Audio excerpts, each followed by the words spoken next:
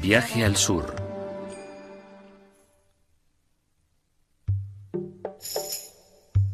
En 1989, un periodista británico llamado Graham Hancock hizo una declaración que sacudió al mundo.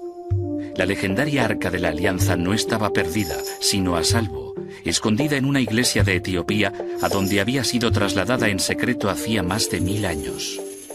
En todo el mundo, solo hay un país en el que encontremos viva la tradición de adorar el Arca de la Alianza. Y ese país, por muy extraño que sea, es Etiopía. Lejano, en el corazón de África, un país antiguo y misterioso. Un país que tiene una población judía. Judíos etíopes autóctonos de los que no se sabe su origen. Ningún estudioso ha sido capaz de explicar de manera satisfactoria ni siquiera cómo llegó el judaísmo a Etiopía, ni cuáles son sus orígenes. Además, Etiopía es un país cristiano. Fue uno de los primeros países del mundo en convertirse al cristianismo, aproximadamente en el año 350 después de Cristo. Así que tenemos dos antiguos caminos paralelos, el judaísmo y el cristianismo, que discurren conjuntamente en el país. Ambas fes veneran el Arca de la Alianza, y ambas creen firmemente que ésta descansa actualmente en una pequeña capilla anexa a la iglesia de Santa María de Sion, en Aksum.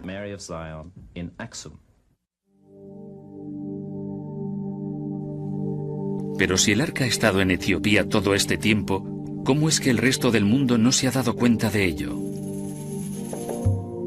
Puede que parte de la respuesta esté en la leyenda de cómo el arca llegó a Etiopía desde Israel. La Biblia narra que en tiempos de Salomón, Jerusalén era visitada por la misteriosa reina de Saba. Los etíopes creen que era reina de su país.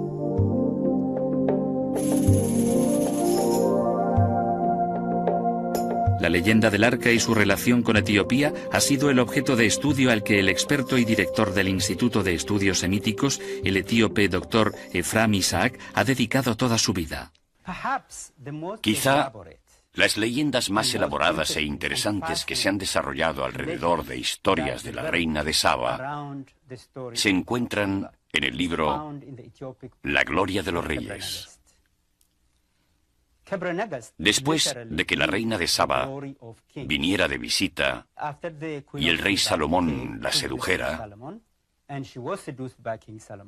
volvió a su tierra natal.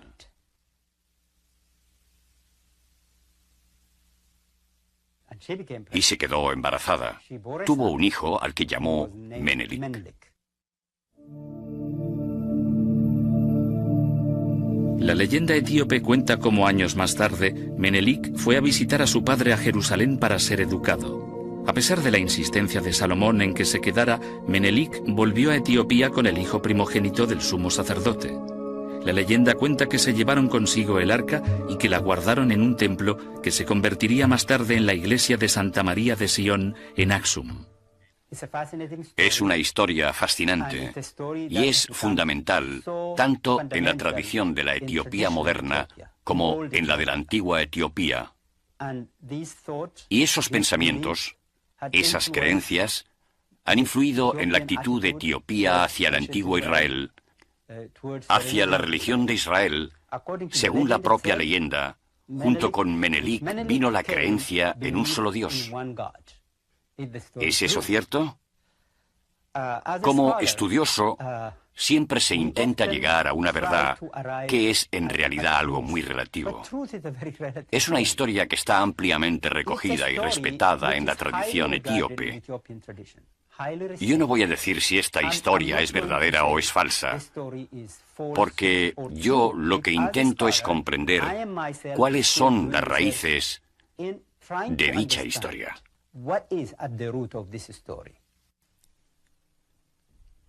Esta fue la primera leyenda que Hancock encontró como corresponsal del Economist en el este de África en 1983.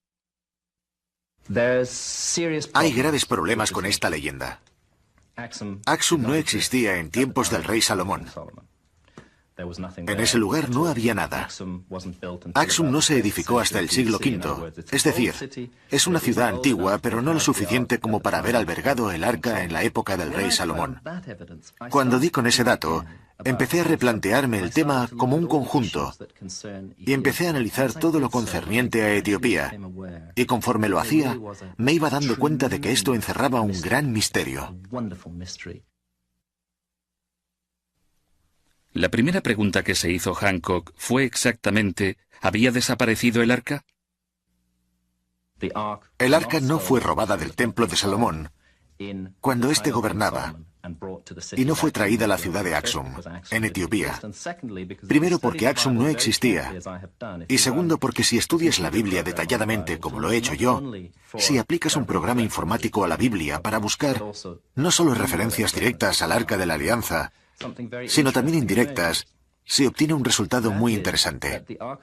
Y es que el Arca de la Alianza todavía se encontraba en el Templo de Salomón en el año 701 a.C., 200 años o incluso más después del reinado salomónico. Yo particularmente no tengo ninguna duda sobre el resultado obtenido por ordenador. El arca estaba en el templo en el año 701, pero no lo estaba en el año 626 a.C. Y para mí, esta fue la primera pieza de un rompecabezas gigante a la hora de resolver lo que pasó realmente con el Arca de la Alianza. Hay un vacío de 80 años durante el que nuestra arca desapareció del templo. Estaba allí en el 701, pero no lo estaba en el 626. ¿Qué pasó? ¿Sucedió algo en ese periodo de 80 años que pudiera explicar la desaparición del Arca de la Alianza? La respuesta a esa pregunta era sí. Según la Biblia, algo muy importante sucedió en ese período de 80 años. Un rey llamado Manasés subió al trono de Jerusalén. Manasés hizo algo inconcebible que pudo ser la causa para sacar el arca de Jerusalén: convertir el templo de Salomón al culto pagano, instalando una figura pagana en lo más sagrado. Es en torno al año 650 a.C. El Arca de la Alianza fue trasladada del templo por sacerdotes que eran fieles a la antigua fe judía y que no podían permitir que el arca se quedara en un edificio que también contenía un ídolo pagano. Se la llevaron. Y lo que yo he establecido es que se la llevaron fuera de la tierra de Israel para evitar el riesgo de que se contaminase con los pecados de Manasés. Pero, ¿a dónde se la llevaron? Los devotos sacerdotes pudieron haberse llevado el arca a la isla Elefantina, enfrente de la moderna ciudad de Asuán, en el río Nilo. En Elefantina emerge otro gran enigma arqueológico. Allí se construyó un templo judío alrededor del año 650 a.C., exactamente en la época que Hancock señala para el traslado del arca desde el templo de Salomón en Jerusalén.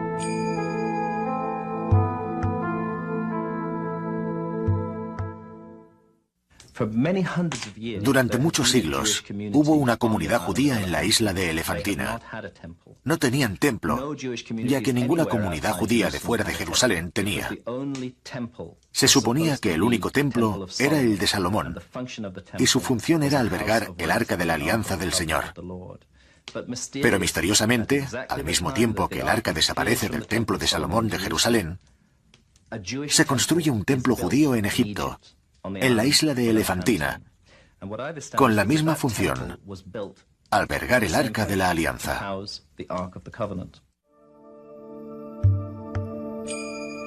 Según la investigación de Hancock, el arca permaneció en Egipto, en la isla de Elefantina, durante más de 200 años. En este periodo, los babilonios conquistaron Jerusalén, destruyeron el templo y forzaron a los judíos al exilio.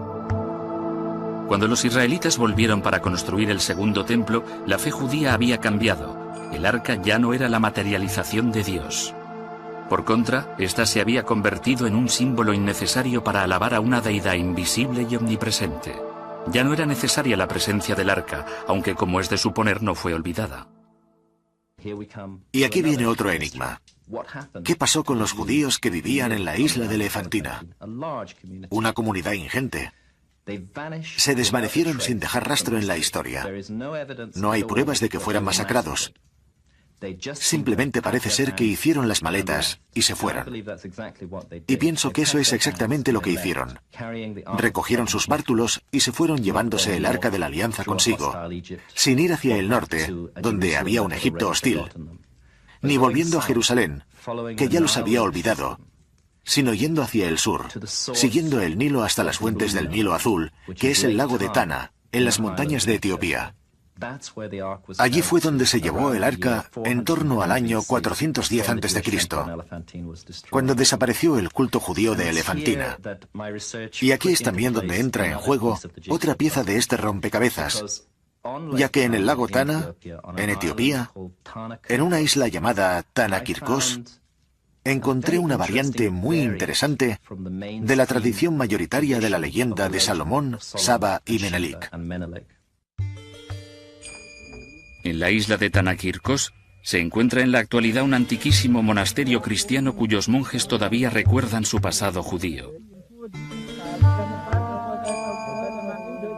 Cuentan que el Arca de la Alianza fue llevada a la isla y que permaneció allí durante 800 años.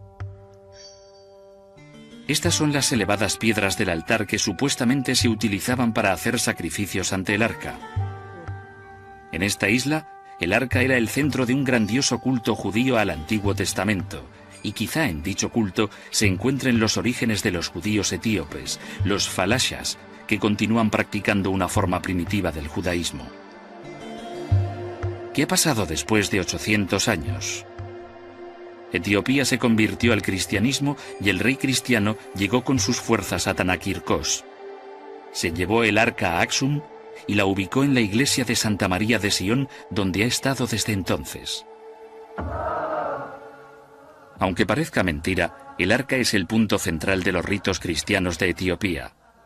Todas y cada una de las 20.000 iglesias etíopes contienen una réplica del Arca de la Alianza. Todas se consideran sagradas por su relación con el Arca de la Alianza que descansa en Aksum. ¿Se ha descubierto el arca finalmente?